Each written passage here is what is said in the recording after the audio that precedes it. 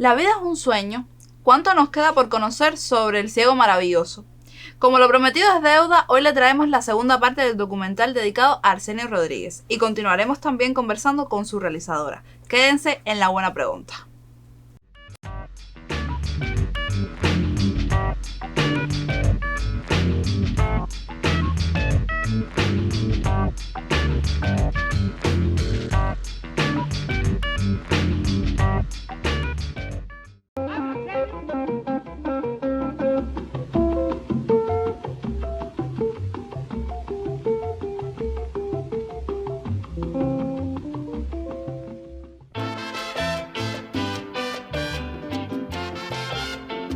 Se le llama como el padre de la salsa. Por lo tanto, estamos hablando de un genio. Uno de los escalones fundamentales en los que hay que pisar para poderse proyectar hacia el futuro. ¡Juega maravilloso! Tenía un sentido especial de cómo comunicarse con el público bailador, con el pueblo. Uno de los arquitectos de la música cubana, del son y del mambo. Arsenio dejó una obra tremenda para seguir explotándola, para seguir escuchándola, para seguir promoviéndola.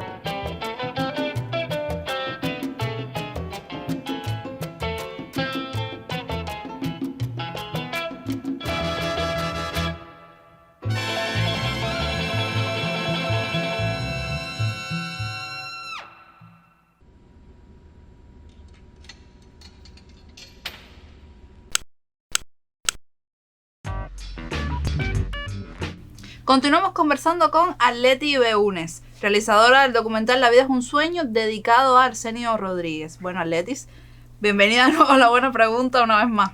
Un placer continuar conversando sobre La vida es un sueño. Exactamente. Bueno, Arletis, para la realización de este largometraje tuviste que, además de la investigación de fondo acerca del personaje, pudiste entrevistar a grandes figuras de la música cubana como Pancho Amat, El Tosco, a Alberto Álvarez, y por supuesto me imagino que para ti tiene que tener un gran significado, además de haber sido una gran experiencia, el haber podido compartir con ellos, dado que en el caso del Tosco y de Alberto Álvarez ya no están presentes con nosotros. Tú me comentabas antes de comenzar a grabar que tuviste una experiencia particularmente con Alberto Álvarez que aún hasta el día de hoy te emociona. Sí, fue una experiencia bien especial, porque como decías, yo le hago esta entrevista a Alberto, además una entrevista que casi no se puede hacer porque la grabación del documental fue durante el 2021 y estábamos en medio de la COVID, y yo accedo a su número telefónico. Ya yo había conversado con él en otra ocasión por otro proyecto y él me dice, bueno, si vamos a hablar de Arsenio Rodríguez, tengo que darte la entrevista, porque cuando a mí me piden hablar de Arsenio, que es una persona que ha sido tan importante para mi carrera y como un referente tan grande para mí, yo tengo que hablar obligatoriamente. Así que voy a hacer una excepción porque no estoy haciendo ninguna entrevista, por supuesto, por la COVID, y vamos a tomar todas las medidas y vamos a vernos. Entonces, él estaba grabando en los estudios Abdala un nuevo disco, algunos temas que estaba terminando, y con todas las medidas, la seguridad y la distancia requerida, hicimos la entrevista. Y yo le pido a él, como te comentaba antes de comenzar, le pido que me recite la parte favorita de La vida es un sueño, o sea, la canción que hace famoso a Arsenio y que por eso se titula así el documental. Y él me recita la última parte de la canción. Y la última parte dice precisamente que hay que vivir el momento feliz y hay que gozar lo que podemos gozar.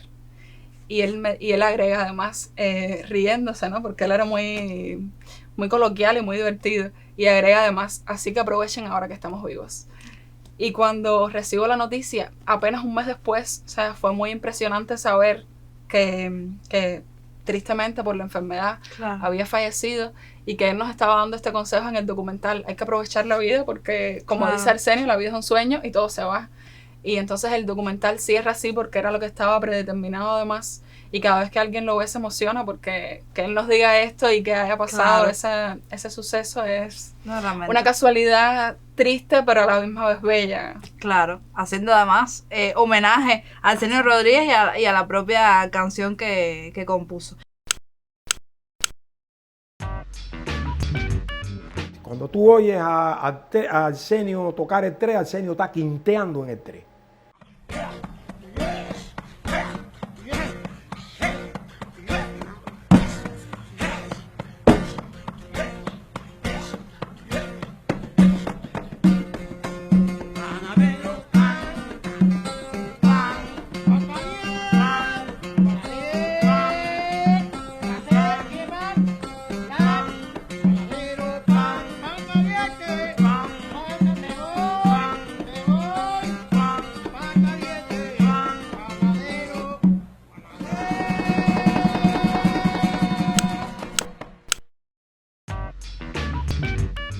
precisamente tú hablabas del tema de la COVID. Tú te graduaste en plena pandemia. ¿Qué retos trajeron para ti, implicó para ti afrontar un proyecto tan grande como este y además en una situación extremadamente compleja?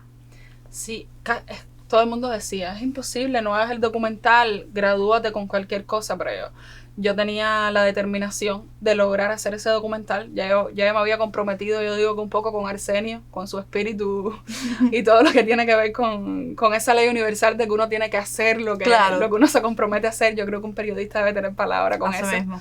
Y yo insistí y finalmente el Canal Clave me dio el apoyo y me dio todo el financiamiento para hacerlo.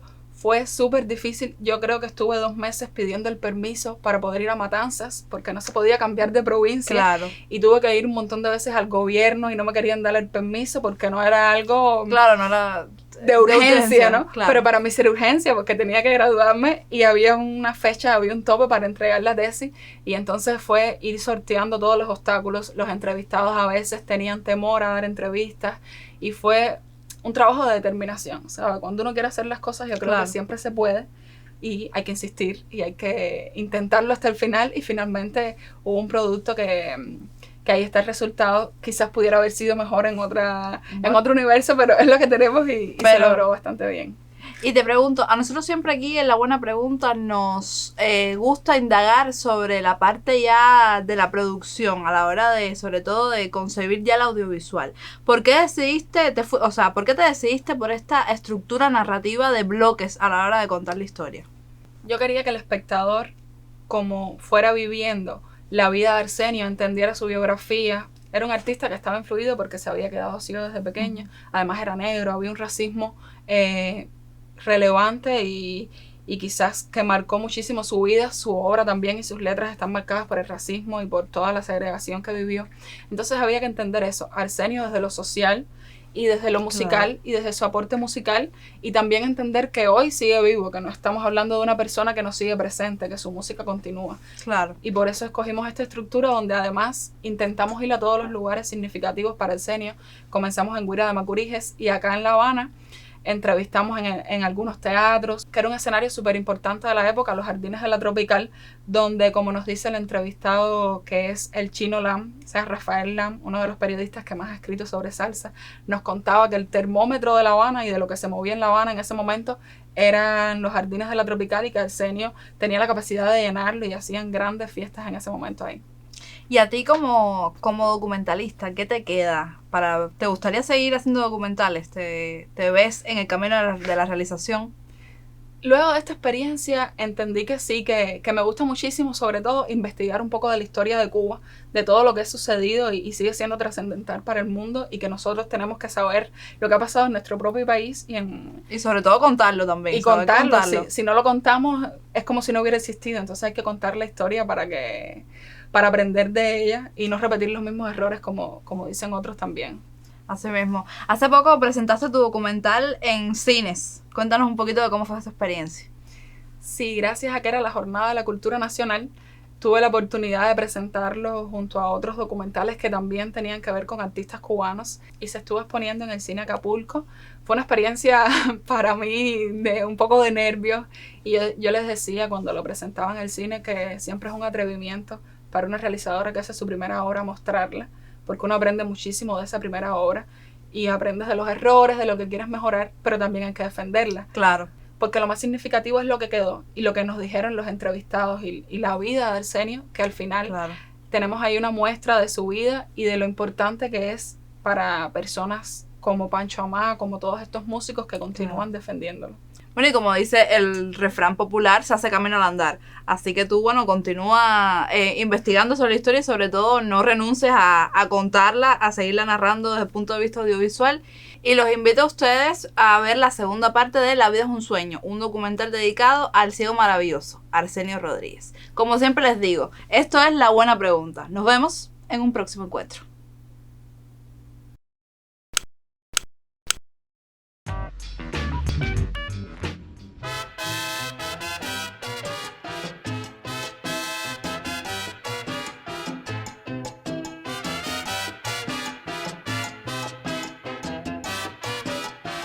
Errante y bohemio corazón errante y bohemio, no me quieren, ay las mujeres, qué malas son. Arsenio viaja en el año 47, acompañado por su hermano Raúl,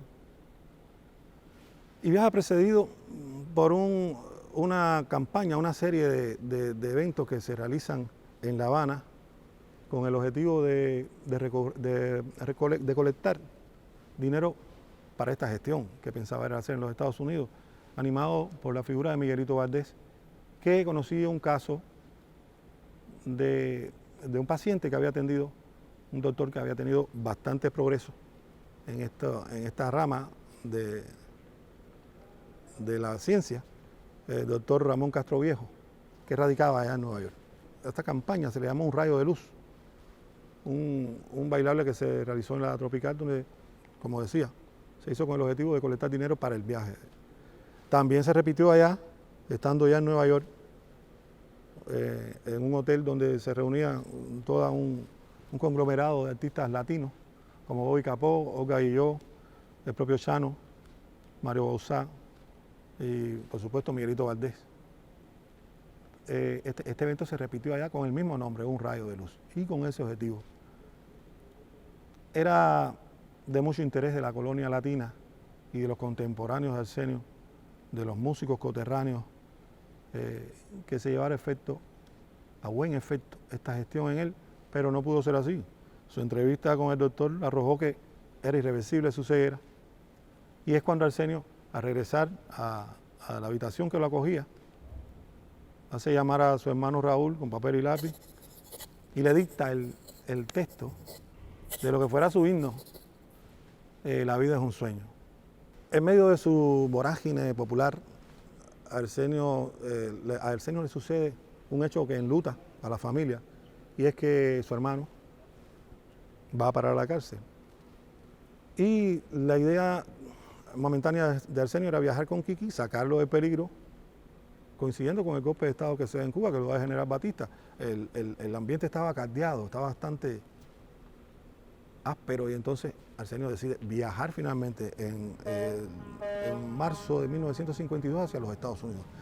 Hay que decir un antes y un después de Arsenio. Desaparecen un poco de la fama de las grandes orquestas, de las big band y esas cosas, y sale este formato de conjunto, que podríamos decir que es un formato más manejable, por decirlo de alguna forma, menos cantidad de personas, pero al mismo tiempo con un sabor increíble de Arsenio, esa modalidad impuesta en Nueva York, donde habían tantas big band, tantas orquestas grandes de hacer el jazz y de hacer también el Latin jazz y una serie de cosas, y Arsenio impone el son montuno en Nueva York, y a partir de esto Arsenio, muchas orquestas de incluso empiezan a incorporar la música de él con el estilo de Arsenio. Arsenio Arsenio revolucionó prácticamente un movimiento musical en la música bailable en Estados Unidos. Cuando aquello fue escuela para muchos músicos, todo el mundo quería tocar con Arsenio, porque era un innovador. Entonces, hoy en día, para los muchachos jóvenes, te digo por experiencia, por lo que han pasado por aquí, es una escuela. Yo soy el muchacho más joven del conjunto, estaba equivocado por creer que era fácil, porque se hacía música tradicional, es fácil, no es nada fácil. Me abrió todo un mundo, un abanico de posibilidades musicales. Al ser el instrumento que tocaba Arsenio, digamos que llama mucho más la atención lo que yo voy a hacer, porque él marcó una época, marcó un estilo a la hora de tocar y de improvisar, y era el director del conjunto. El reto más grande que tiene un músico, sí, yo creo que no sé, es un percusionista sobre todo. Un músico, sea cubano, sea de otro, es el son. El son trasciende más allá de una escuela. Déjame decirte al oído que te quiero mucho. Déjame contarte bajito mi sed de amar. Déjame morderte los labios hasta hacerlo sangrar. Déjame besarte los ojos hasta verlos llorar. Lágrimas de amor que te harán soñar. Aunque pague con mi vida, si es preciso, mi ansiedad, mi ansiedad. Si Arsenio no hubiera existido, hacemos muchas cosas hoy día y no sabemos que vinieron de ahí. Si él no hubiera existido, hoy esto fuera otra cosa. No te quiero decir que fuera peor ni que fuera mejor, fuera otra. El ingenio popular hubiera creado, hubiera hecho y la música cubana hubiera tenido su evolución y tal, porque las esencias estaban ahí, pero otro gallo cantaría. Arsenio yo creo que es uno de los imprescindibles en la música cubana. Después que uno vive 20 desengaños, ¿qué importa uno más? Después que conozcas la acción de la vida, no debes llorar. Hay que darse cuenta que todo es mentira, que nada es verdad. Hay que vivir el momento feliz. Hay que gozar lo que puedas gozar, porque sacando la cuenta en total, esto es verdad. La vida es un sueño y todo se va, así que aprovecha ahora que estamos vivos.